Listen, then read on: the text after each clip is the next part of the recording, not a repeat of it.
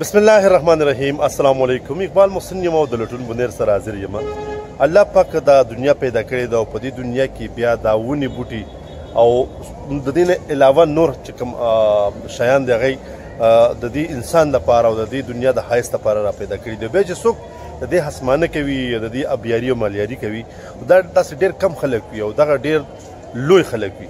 نن زموږ سره د ګورنمنټ های سکول جوړ په دغه ورورولۍ کې زموږ یو ورور جناب مرشاد نانا نن ستاسو سره معرفي کوم. مرشاد نانا د ضلع بونیر علاقې سلارزي د جوړ کلي اوسېدونکی دی. نن چې زه د ده خبره کوم او دوی به ستاسو سره خپلې خبرې وکړي په هغې کې مین خبره چې ده دلته د دې ډیوټي په څه باندې ده او دی څه کار کوي ډبل ډیوټۍ نه کوي. دا د حراج تحسین په ویاړ باندې دا ویډیو زه هغوی ته ډیډیکیټ کوم.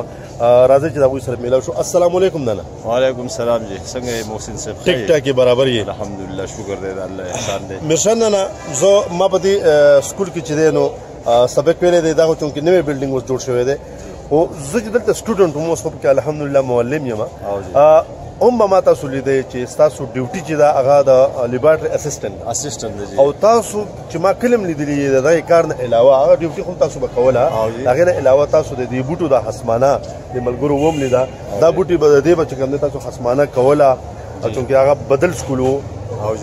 دا څه وجه ده چې ستاسو د دغې ډیوټۍ سره سره تاسو دا مطلب د بوټو د حسمانه او دا هم کوئ دا خبرې را سره شریکې کړئ؟ محسن صاحب شکریه ستاسو د دغو او دومره ده چې زمونږ خپل داسې یو خواهش دی د دې بوټو سره او شوق مې دی او بل دا د دې دنیا هم ښایست دی د دې سکول او زمونږ د دې سټاپو د دې ټول یو ښایست هم دی.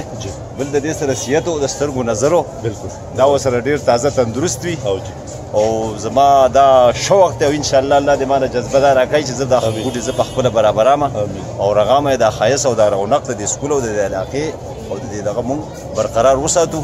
الله دې توفیق راکوي. وګو مینوالو مرشاد نانا به خبرې کوي د سکول د ټایم نه وروسته هم ما لیدلی دی چې دی دلته راغلی دی بوټی څانګه کږه ده هغه رانیغه کړې اوبو ابیاري مالیاري کول دي دا سیټینګ دا کوم چې تاسو اوس ولیدو زه راته نه شم میلیدی ما چېرته وزګار نه دی لیدلی او دغه د لیبارټري اسسټنټ چې کوم پوسټ دی هغه برقرار په خپل ریګولر لیول باندې هغه ټیک کوي خو د هغې نه علاوه بیا مطلب دوی دغه هم کوي. په اخر کې به دا خلکو د څه پیغام لري بعضې خلک دی دا پردی ونې راماتوي دا بوټي چکوي د دې بیا هغه مالیاري ابیاري هم نه کوي دغه ټول پیغام ته څه لري د خلکو ته؟ د ټول مخلوق ته دا پیغام ورکوم چې د چا څومره وس او دس رسي نو چې کله د بوټو سیزن شروع شي نو زه خو وایم چې داسې په یو بنجر علاقه کې دي بوټی ولګئ څو چې دی راخیږي او ژوندی دته به دعا کوي او د هغې ځای ښایست او رونق په دې رغېږي. زما د ټول عوام د پاکستان ته اپیل ده چې په هره دنیا یو بنجر ځای او د چا څومره وس کېږي کم سے کم چې یو بوټی پکې لګئ نو د دنیا د ښایست او دا کوم اثرات چې د دغه لودګو ملودګوي دا هم جذب کوي. نو د دې سره سره انسان زندګي او ابو هواګانې چې کومې هغه هم تروس او تازه کوي. زبردست. ډېره زیاته مننه خوږو مینوالو ډېره مننه مرشاد نه.